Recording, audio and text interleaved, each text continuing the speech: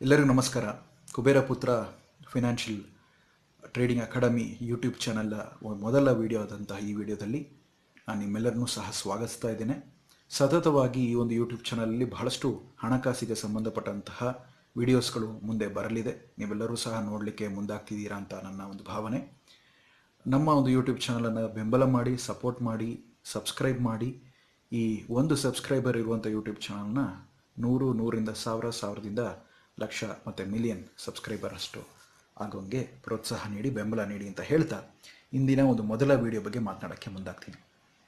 ಹಣ ನಮ್ಮ ಜೀವನದಲ್ಲಿ ಬಹಳ ಒಂದು ಮುಖ್ಯವಾದಂಥ ಒಂದು ಪಾತ್ರ ವಹಿಸಿರುವಂತಹ ಒಂದು ವ್ಯವಹಾರದಲ್ಲಿ ತೊಡಗಿಸ್ಕೊಳ್ಳೋದಕ್ಕೆ, ಅಥವಾ ನಮ್ಮ ಸಂಬಂಧಿಕರಿಗೆ ಅಥವಾ ನಮ್ಮ ನೆಂಟರಿಷ್ಟರಿಗೆ ಅಥವಾ ಜೊತೆಗೆ ಹುಟ್ಟಿದಂಥ ಅಣ್ಣ ತಮ್ಮಂದಿರಿಗಾಗಿರ್ಬೋದು, ಅಕ್ಕ ತಂಗಿರದಿರಿಗಾಗಿರ್ಬೋದು, ತಂದೆ ಮಗ ಆಗಿರ್ಬೋದು, ಎಲ್ಲ ಬಾಂಧವ್ಯವನ್ನು ಬೆಸೆಯುವಂತಹ ಒಂದು ಶಕ್ತಿ ಅಂದರೆ ಅದು ಹಣ ಅಂತಲೇ ಹೇಳ್ಬೋದು. ಹಣಕ್ಕೆ ಶಕ್ತಿಗೂ ಇರುವಂತಹ ನಂಟು ಈ ವಿಡಿಯೋದಲ್ಲಿ ಹೇಳಲಿಕ್ಕೆ ನಾನು ಇಷ್ಟಪಡ್ತಾ ಇದ್ದೇನೆ. ಎಲ್ಲಿ ಶಕ್ತಿ ಕೇಂದ್ರೀಕೃತವಾಗುತ್ತೋ ಅಲ್ಲಿ ಹಣ ಸಂಭಾವನೆ ಅಂದರೆ ಉದ್ಭವ ಆಗೋದು ಹೆಚ್ಚಾಗ್ತಾ ಹೋಗುತ್ತೆ ಅನ್ನೋಂಥ ವಿಚಾರ. ಶಕ್ತಿ ಕೇಂದ್ರೀಕೃತವಾದರೆ ಉತ್ಪಾದನೆ ಹೆಚ್ಚಾಗುತ್ತೆ, ಉತ್ಪಾದನೆ ಹೆಚ್ಚಾದಂಗೆ ಲಾಭ ಹೆಚ್ಚಾಗುತ್ತೆ, ಲಾಭ ಹೆಚ್ಚಾದಂಗೆ ಹಣ ವೃದ್ಧಿಯಾಗುತ್ತೆ ಅಥವಾ ಬೆಳೀತಾ ಹೋಗುತ್ತೆ ಅನ್ನೋಂಥ ವಿಚಾರ. ಹಣಕ್ಕೆ ಪ್ರತ್ಯೇಕವಾದಂತಹ ಈ ಒಂದು ಗುಣ ಇದೆ ಅನ್ನೋದರಲ್ಲಿ ಎರಡನೇ ಮಾತಿಲ್ಲ. ಈ ಹಣದ ನಿಯಂತ್ರಣ ಮಾಡೋರೇ ಸಾಮ್ರಾಟರಾಗಿ ಮೆರೀತಾರೆ. ಹಣದ ನಿಯಂತ್ರಣದಲ್ಲಿರುವವರೇ ವ್ಯಾಪಾರಿಗಳಾಗ್ತಾರೆ. ವ್ಯಾಪಾರಿಗಳಿಂದ ಬಂಡವಾಳಶಾಹಿಗಳಾಗಿ ಬದಲಾಗ್ತಾರೆ. ಅವರು ಬೇರೆ ಬೇರೆ ರೀತಿಯಾದಂತಹ ಕ್ಷೇತ್ರಗಳಲ್ಲಿ ತಮ್ಮನ್ನು ತಾವು ತೊಡಗಿಸ್ಕೊಂಡು ಆಸಕ್ತಿಯ ಒಂದು ಹೆಚ್ಚಳದ ಮೂಲಕ ಬೇರೆ ಬೇರೆ ಕ್ಷೇತ್ರದಲ್ಲಿ ಆಸಕ್ತಿ ಹೆಚ್ಚಾದಂತೆಯೂ ಆ ಕ್ಷೇತ್ರಗಳಲ್ಲಿ ಅವರು ಕಾಲಿಡಲಿಕ್ಕೆ ಮುಂದಾಗ್ತಾರೆ. ಎಲ್ಲ ಕ್ಷೇತ್ರದಲ್ಲೂ ನೀವು ಸಬಲವಾಗಬೇಕು, ಬೆಳಿಬೇಕು ಅಥವಾ ಒಂದು ಪ್ರಗತಿ ಕಾಣಬೇಕು ಅಂದರೆ ಎಲ್ಲೋ ಒಂದು ಕಡೆ ತಳಪಾಯದಲ್ಲಿ ಸೂಕ್ಷ್ಮವಾಗಿ ಗಮನಿಸಿದಾಗ ಹಣ ಅನ್ನೋದ್ರ ಪ್ರಾಬಲ್ಯ ಇದ್ದೇ ಇರುತ್ತೆ ಅನ್ನೋದ್ರಲ್ಲಿ ಎರಡನೇ ಮಾತಿಲ್ಲ. ಈ ಹಣದ ಬಗ್ಗೆ ನಾವು ಶಾಲೆಗಳಲ್ಲಾಗಿರಲಿ, ಸ್ಕೂಲ್ ಕಾಲೇಜ್ಗಳಲ್ಲಾಗಿರಲಿ ಹೆಚ್ಚಾಗಿ ನಾವು ತಿಳ್ಕೊಂಡಿಲ್ಲ. ಅದಕ್ಕೆ ಈ ಒಂದು ಯೂಟ್ಯೂಬ್ ಚಾನಲಲ್ಲಿ ನಿಮಗೆ ಹಣದಕ್ಕೆ ಸಂಬಂಧಪಟ್ಟಂತಹ ಹಲವಾರು ಮಾಹಿತಿನ ಹೇಳಲಿಕ್ಕೆ ನಾನು ಮುಂದೆ ಬರ್ತಾ ಇದ್ದೀನಿ. ಹಲವಾರು ಹಣಕ್ಕೆ ಸಂಬಂಧಪಟ್ಟಂಥ ವಿಷಯಗಳನ್ನು ಈ ವಿಡಿಯೋದಲ್ಲಿ ಅಥವಾ ಮುಂದೆ ಬರುವಂಥ ವೀಡಿಯೋಸ್ಗಳಲ್ಲಿ ನೀವು ನೋಡಲಿದ್ದೀರಿ ಅನ್ನೋದ್ರಲ್ಲಿ ಎರಡನೇ ಮಾತಿಲ್ಲ. ಶಕ್ತಿ ಅಂದರೆ ಏನು? ಶಕ್ತಿ ಅಂತಂದರೆ ಎನರ್ಜಿ ಅಂತ ಹೇಳ್ತಾರೆ. ಆಂಗ್ಲದಲ್ಲಿ, ವಿಜ್ಞಾನದಲ್ಲಿ ಹೇಳಿದರೆ energy is the capacity of doing work ಅಂತ ಒಂದು ಡೆಫಿನಿಷನ್ ಇದೆ. ಅಂದರೆ ಯಾವುದೇ ಒಂದು ಕೆಲಸ ಮಾಡೋದಕ್ಕೆ ಬೇಕಾದಂತಹ ಒಂದು ಶ್ರಮ ಏನಿದೆ, ಆ ಶ್ರಮದ ಮೂಲಕ ಬರುವಂತಹ ಏನು ಒಂದು ಪರಿಮಾಣ ಅಂತ ಏನು ಕರಿತೀವೋ ಅದನ್ನು ನಾವು ಶಕ್ತಿ ಅಂತ ಹೇಳ್ತೀವಿ ಅನ್ನೋಂಥ ವಿಚಾರ.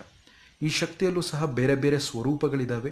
ಅದರಲ್ಲಿ ಧಾರ್ಮಿಕ ಶಕ್ತಿ ಇದೆ, ಅಧ್ಯಾತ್ಮ ಶಕ್ತಿ ಇದೆ, ಹಾಗೆ ಪಾಸಿಟಿವ್ ಎನರ್ಜಿ, ಪ್ರೇರಣಾ ಶಕ್ತಿಗಳಿರ್ತವೆ, ನೆಗೆಟಿವ್ ಎನರ್ಜಿಲಿ ನಕಾರಾತ್ಮಕ ಶಕ್ತಿ ಇದೆ, ಸಕಾರಾತ್ಮಕ ಶಕ್ತಿಗಳಿದೆ. ಈ ರೀತಿ ಹಲವಾರು ಬಗೆಯಾದಂಥ ಶಕ್ತಿಗಳಿದೆ ಅನ್ನೋದ್ರಲ್ಲಿ ಎರಡನೇ ಮಾತಿಲ್ಲ. ಈ ರೀತಿ ನಾವು ಶಕ್ತಿ ಅಂತ ನೋಡಿದಾಗ ಎಲ್ಲಿ ಶಕ್ತಿಯ ಕೇಂದ್ರೀಕರಣ ಆಗ್ತಾ ಹೋಗುತ್ತೋ ಅಲ್ಲಿ ಆ ಒಂದು ಶಕ್ತಿಗೆ ಅನ್ವಯವಾಗಿ ಒಂದು ಹಣಕ್ಕೆ ಸಹ ಒಂದು ಸ್ವರೂಪ ಸಿಗ್ತಾ ಹೋಗುತ್ತೆ. ಹಣ ಸಹ ಅಲ್ಲಿ ಕೇಂದ್ರೀಕೃತವಾಗಲಿಕ್ಕೆ ಮುಂದಾಗ್ತಾ ಹೋಗುತ್ತೆ ಅನ್ನೋದರಲ್ಲಿ ಎರಡನೇ ಮಾತಿಲ್ಲ. ಅದರಿಂದ ಶಕ್ತಿಯನ್ನು ನಾವು ಎಷ್ಟು ಸೀಮಿತಗೊಳಿಸ್ತೀವೋ ಅಷ್ಟೇ ಪ್ರಾಬಲ್ಯತೆ ಹೆಚ್ಚಾಗ್ತಾ ಹೋಗುತ್ತೆ. ನೀವು ನೋಡಿರ್ಬೋದು, ತುಂಬ ಶ್ರೀಮಂತರು ಹೆಚ್ಚಾಗಿ ಮಾತಾಡೋದಿಲ್ಲ. ಅವರ ಒಂದು ಸೀಕ್ರೆಟ್ ಆದಂಥ ಒಂದು ಲೈಫ್, ರಹಸ್ಯಮಯವಾದಂಥ ಒಂದು ಜೀವನನ ನಡೆಸ್ತಾ ಇರ್ತಾರೆ ಅನ್ನೋಂಥ ವಿಚಾರ. ಇವರು ಶ್ರೀಮಂತರ ಅನ್ನೋದೇ ನಮಗೆ ಕೆಲವೊಂದು ಸಲ ಗೊತ್ತೇ ಆಗೋದಿಲ್ಲ. ತುಂಬ ಸರಳವಾದಂಥ ಒಂದು ಜೀವನನ ನಡೆಸ್ತಾ ಇರ್ತಾರೆ. ಅದಕ್ಕೆ ಕಣ್ಣಿಗೆ ಎದುರುಗಡೆ ಕಾಣೋದೆಲ್ಲ ಚಿನ್ನ ಅಲ್ಲ ಅನ್ನೋದರಲ್ಲಿ ಈ ಒಂದು ವಿಷಯ ನಾನು ನಿಮಗೆ ಹೇಳೋಕ್ಕೆ ಇಷ್ಟಪಡ್ತೀನಿ. ಯಾಕೆಂದರೆ ನಾವು ನೋಡ್ತೀವಿ, ತುಂಬ ಜನ ತುಂಬ ವಿಜೃಂಭಣೆಯಿಂದ ಜೀವನ ನಡೆಸ್ತಾ ಇರೋದನ್ನು ಗಮನಿಸ್ಬೋದು.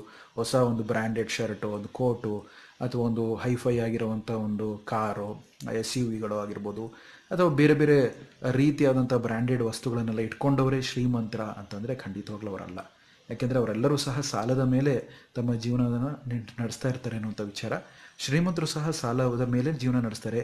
ಆದರೆ ಮೊದಲನೇ ಒಂದು ವರ್ಗ ಏನಿದೆ, ಈ ತೋರ್ಪಡಿಕೆಗಾಗಿ ಜೀವನವನ್ನು ನಡೆಸೋರು, ಸಾಲದ ನಿಯಂತ್ರಣ ಇಲ್ಲದೆ ಬದುಕೋರು.